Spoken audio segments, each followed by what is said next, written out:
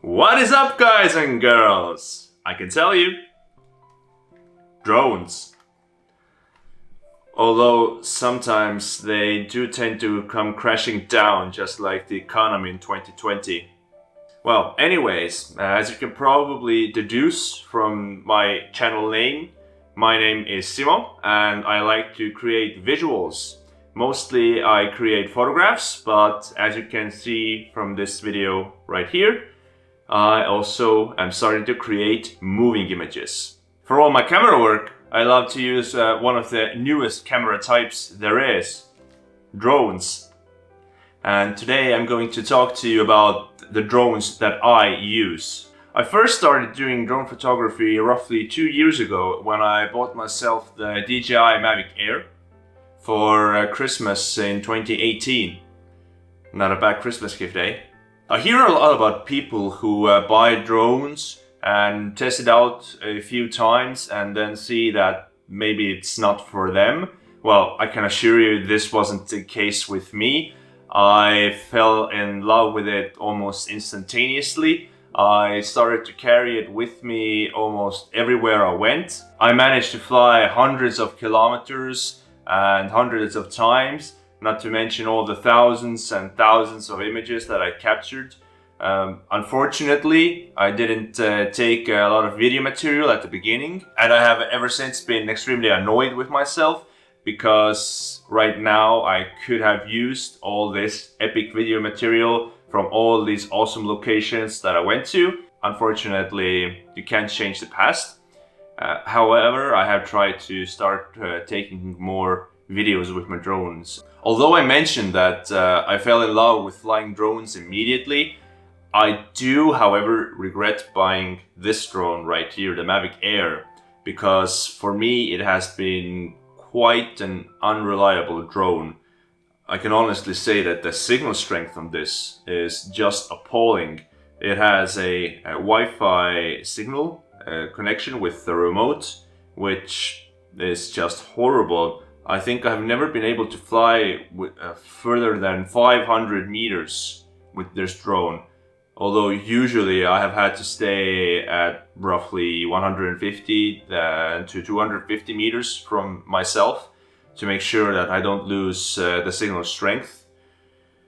And that just isn't enough, really. I don't know if it's my drone that has been defective, because I've seen other people fly even kilometers with the same Mavic Air drone, even here in Estonia, so I have no idea what's the problem. In addition to that, I've had some issues with the joystick of the remote controller, where I leave the joystick right in the middle, but even then the joystick shows that it is pushing the drone, I don't know, forward or sideways like 17% or so. So I think that probably is an issue with the remote. So I've had to compensate for it when I've been flying. It's not great, especially if you need to fly indoors or really precisely. If you fly outside, you have a wide area at your disposal, then maybe it's not a huge issue, although I still think it's a problem. So unfortunately, this drone hasn't been that reliable, and I think the gimbal has also seen some issues here. I've been unable to keep it level at times, even during quite calm situations.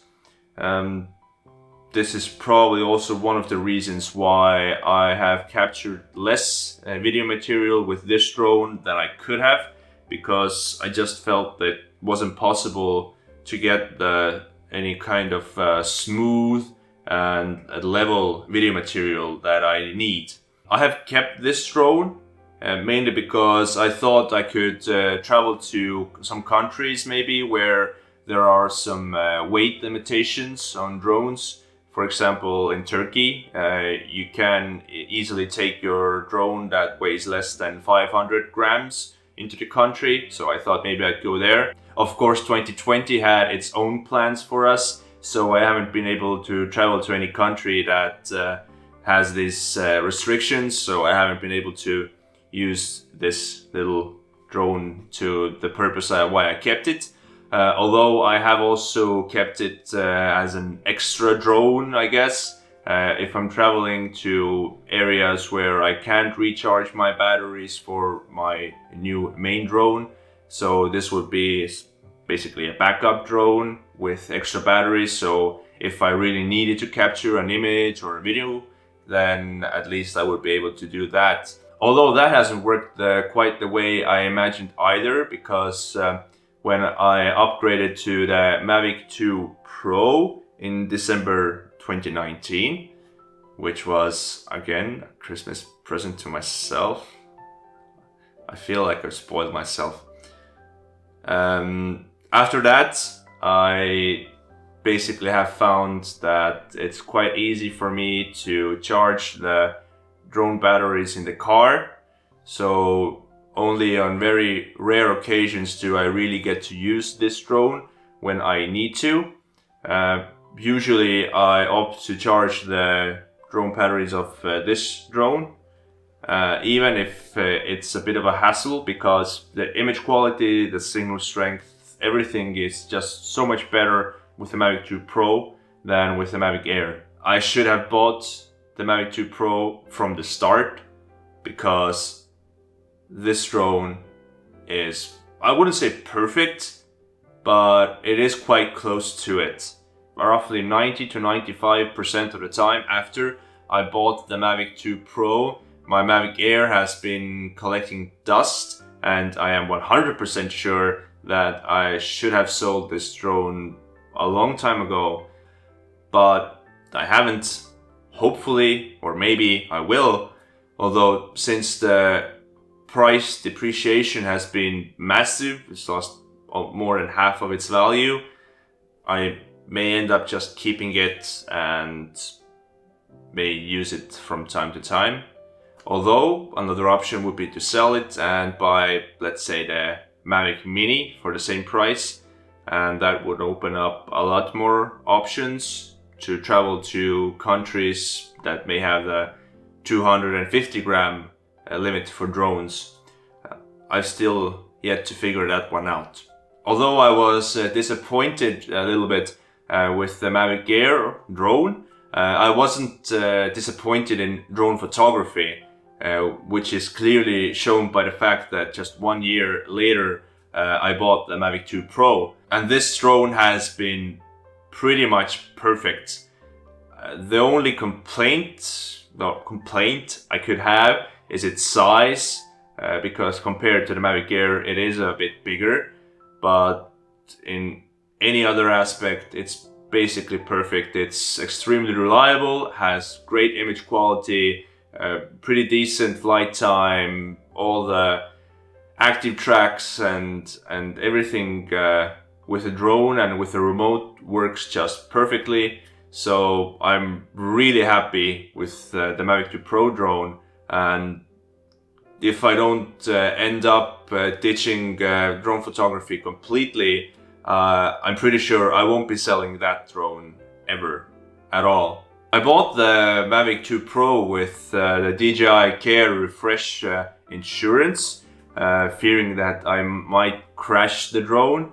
And even though I've had a few close ones, I've been able to keep it in great condition, and I wish I could, get my insurance money back so I could have used it for anything else. I don't know, buying myself a few burgers, although I don't know if I really need more burgers.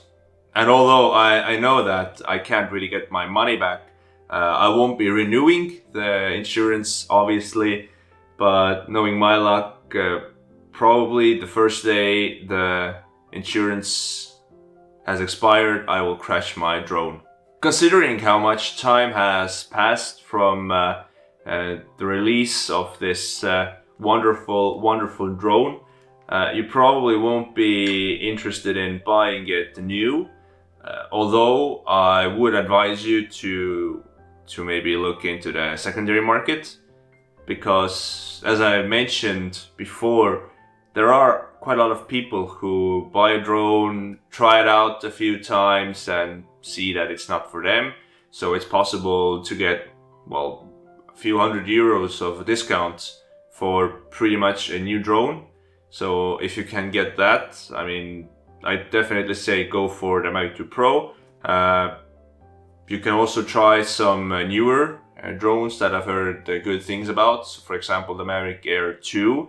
Although I did badmouth the Air 1, I understand the Air 2 has been significantly improved, including the remote control and signal issues. So probably there shouldn't be any problems with that as well. So I think basically any newer drone would work perfectly, and from the older drones, maybe the Mavic 2 Pro as well, perhaps the Mavic 2 Zoom. I actually heard good things about the first Mavic Pro, so I think that all of them are pretty good. I'd stay clear of the first Mavic Air.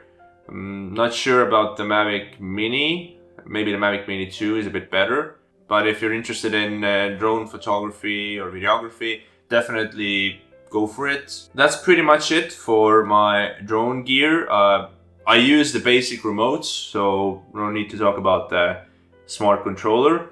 I also am lacking in ND filters that could be quite useful for, let's say, videography, especially in summer, maybe in winter as well, during the daytime, to keep those shutter speeds at optimal size, length. And also it would be great for long exposure photography of moving objects. Let's say you want to take images of cars or trains while the drone is moving and while the object is moving, to make it look a lot faster than it might be in reality. Definitely I want to try that one out, so I'm looking into ND filters for next summer. I also wanted to mention one little paradox when it comes to flying your drones. As time goes on, it becomes easier and easier to fly your drone because the drone itself does a lot of the work for you. So basically you just have to move the drone forward, backwards, up, down, take pictures, and the AI does a lot of the work. But at the same time, flying drones is becoming more difficult, more complex because of the legislation. So, for example, in Estonia, with the new EU regulation starting in 2021, I think flying will become a little bit more difficult for regular people, whereas probably in some countries it might become a little easier because the drone regulations have been extremely strict. But I think in general, drone regulations will become more restrictive as time goes on. So there is this little fact to take into consideration if you haven't yet started with drone photography, but are still planning on doing so either in the near future or a few years from now. Just to finish things off, I thought I'd maybe also talk to you a little bit about numbers. Not the boring kind, maybe they are, I don't know. With the Mavic Air, I have flown in total 53 hours, 285 kilometers and 490 times. Now keep in mind that the major bulk of it has been within the first year. So there has been very little flying in the second year I've had it. And with the Mavic 2 Pro, I have flown roughly 52 hours, 364 times, and 520 kilometers. So in total, with the two drones, I have flown 104 hours, 856 times, and 805 kilometers. So we're almost at the end of the video. I have to admit, I don't know how useful this video was. Probably you won't find any help from it if you're ever in jeopardy. The game show, not in real danger, but I hope at least it provided some insight, some entertainment. I plan to talk more about drone photography, videography, give you some tips and tricks, and also show you some of my work in future videos. So if that's something that rocks your boat or lifts you up, then consider subscribing to the channel. And also, if you did enjoy it, you can share it with some of your friends. If you hated it, then feel free to share it with somebody whose life you want to make miserable. Anyway, don't be indifferent, and I sincerely hope you liked it. You can comment below if you did. If you have any questions, you can also ask those questions in the comment section. And I hope to see you again in the next video.